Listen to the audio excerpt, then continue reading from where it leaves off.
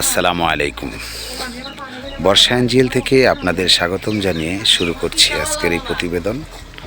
এই প্রতিবেদনে আপনাদের দেখাতে নিয়ে আসছি ঢাকার অলিতে গলিতে শাক প্রেরণ করার আগে প্রস্তুতিমূলক যে কাজগুলো হইতেছে, যেমন ধৌত করা।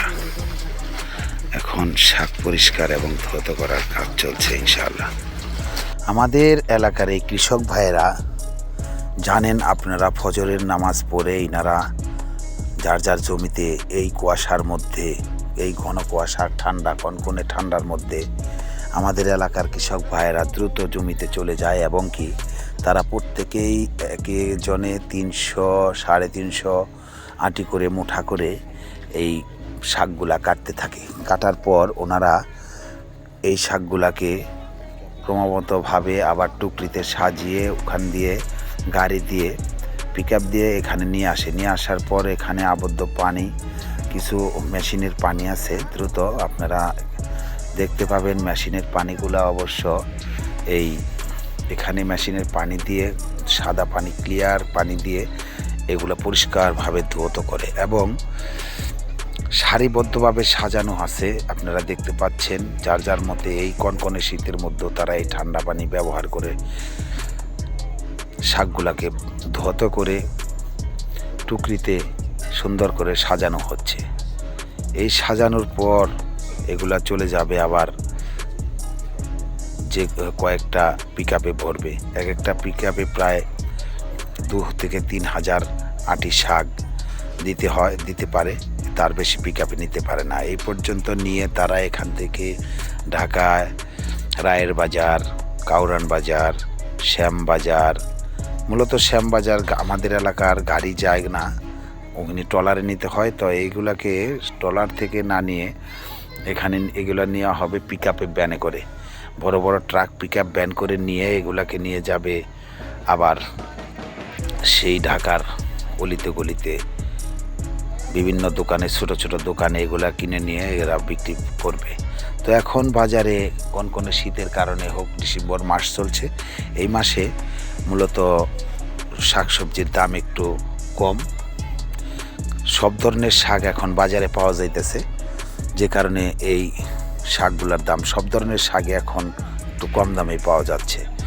যদিও ব্যাপারীদের অনেক টাকায় কিনা থাকলেও এখন বাজারে 3 থেকে 4 টাকা মুঠা বিক্রি হচ্ছে পালং শাক পাইকারি দামে। খুচরা কত টাকা বিক্রি করে দোকানিরা, সেটা অবশ্য আমার এতটা জানা নেই। তো আমরা এখান থেকে শাকগুলা বিভিন্ন বাজারে পৌঁছানোর পর মূলত এগুলাকে এই দামে বিক্রি করা হয়। তো এত কষ্টের মধ্যেও তারা কিন্তু প্রত্যেকটা কৃষক তাদেরকে যে ধৌত করে এখান থেকে ভ্যানে উঠাই দেওয়া মাত্র এদের কাজ শেষ। এরা পাবে 2 টাকা প্রতি আটি পেছে, এদের 2 টাকা শ্রম দিতে হবে। অথচ যদি 4 টাকা বিক্রি করে খেতে কিনা অন্তত 2 টাকা থেকে 3 টাকা। এই যে গাড়িগুলো আসতেছে দেখতেছেন, এগুলা চক থেকে, বিভিন্ন জমি থেকে এগুলা এখানে এনে ধৌত করবে। ধৌত করার পর আবার এই পিকআপ ভ্যানে সাজিয়ে সুন্দর করে এগুলাকে ঢাকার উদ্দেশ্যে প্রেরণ করবে। এটা অবশ্য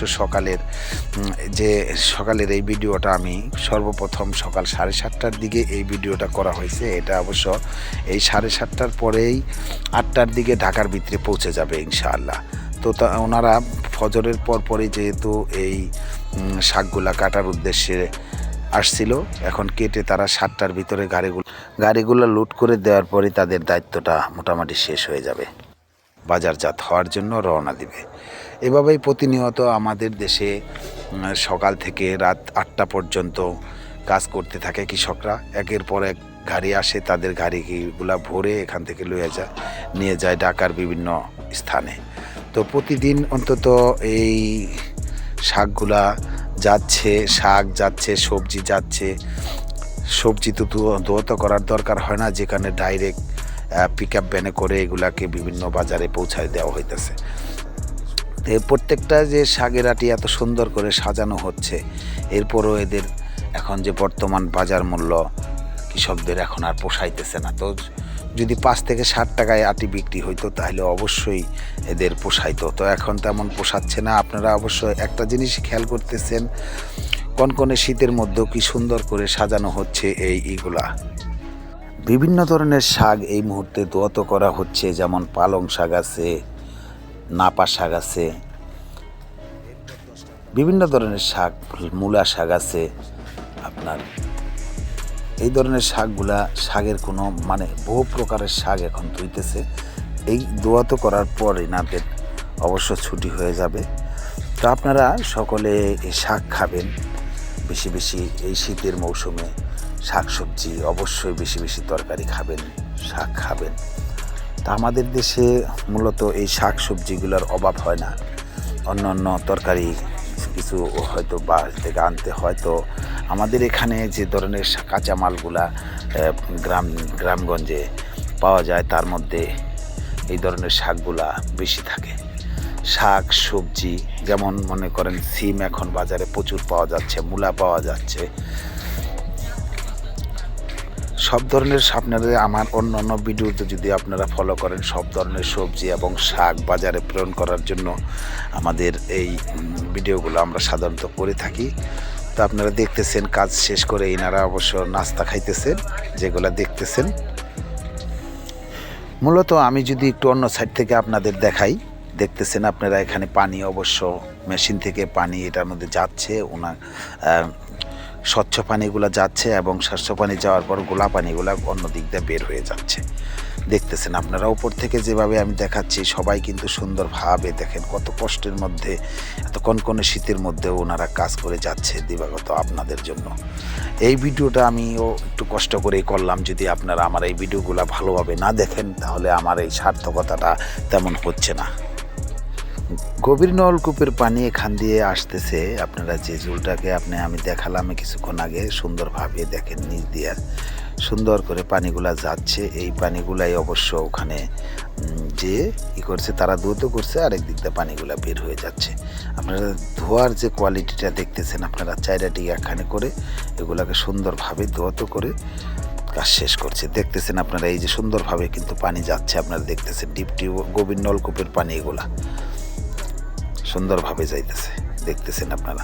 তো এই ধরনের ভিডিওতে আপনারা যদি আমার এই ভিডিওগুলো দেখেন তাহলে অবশ্যই আমার সার্থকতা আসবে, আমার ভিডিও করার কষ্টগুলো ভালো লাগবে।